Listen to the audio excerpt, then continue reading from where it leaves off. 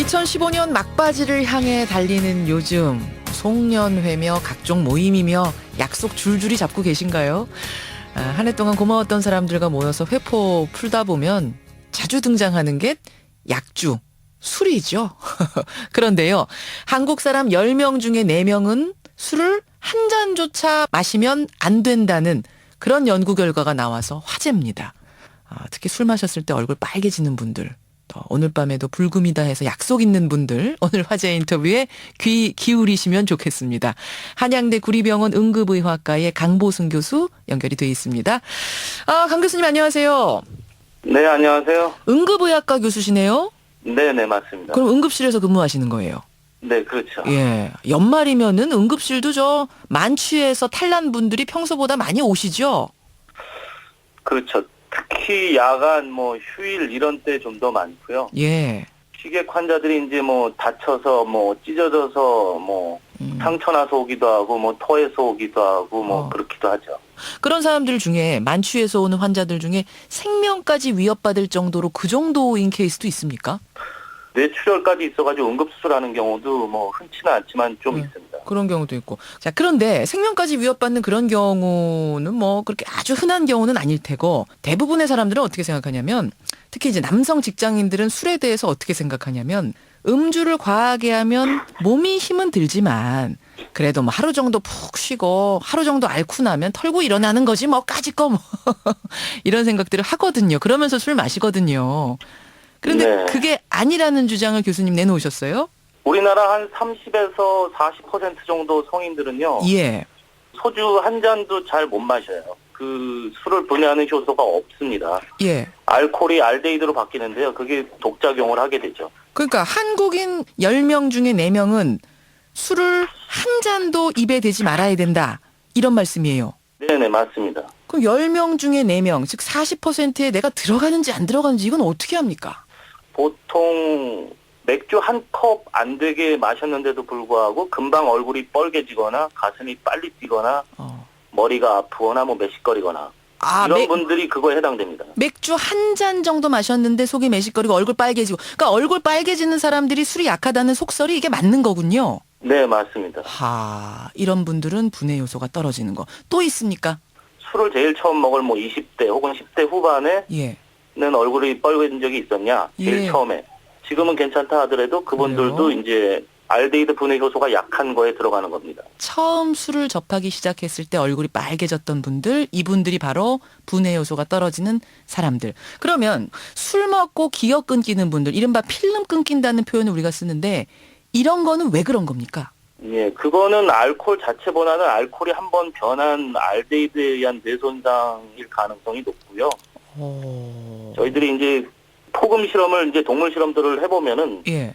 뇌 조직이 많이 상해가지고 세포들이 이제 줄고 손상받고 이런 것들을 좀 확인할 수 있습니다. 뇌에 좋을 게 없다는 겁니다. 필름 끊긴다는 현상이.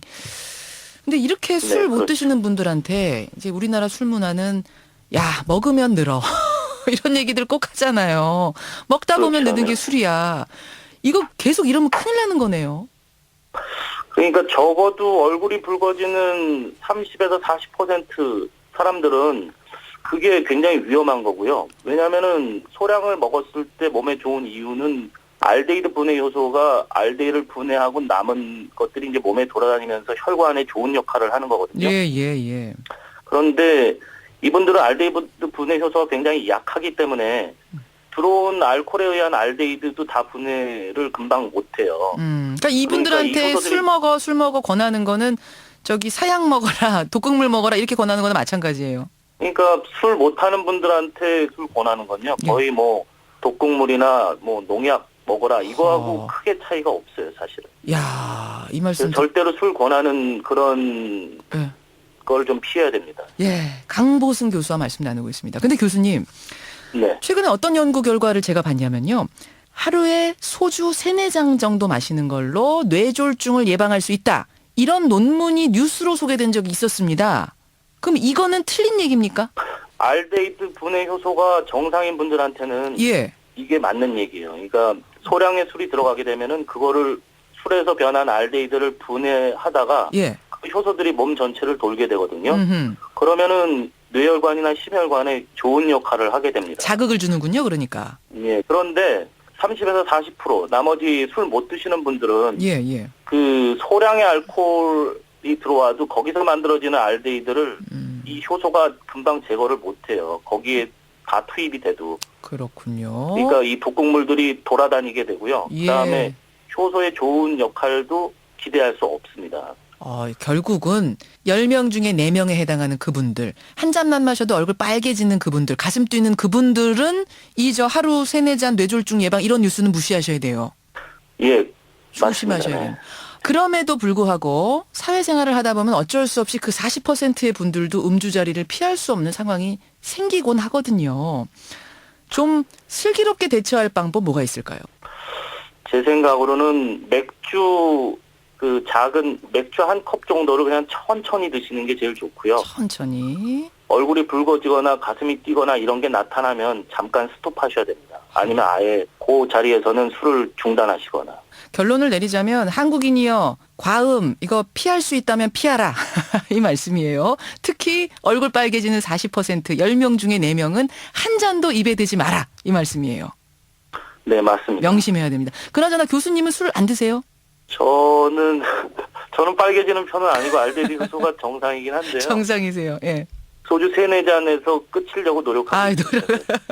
예, 연말에 각종 음주 자리 정말 슬기롭게 자기 몸 상태 잘 보면서 잘 대처해야겠습니다. 오늘 유익한 말씀 고맙습니다. 네, 감사합니다. 예, 화제 인터뷰 한양대 구리병원 응급의학과의 강보승 교수였습니다.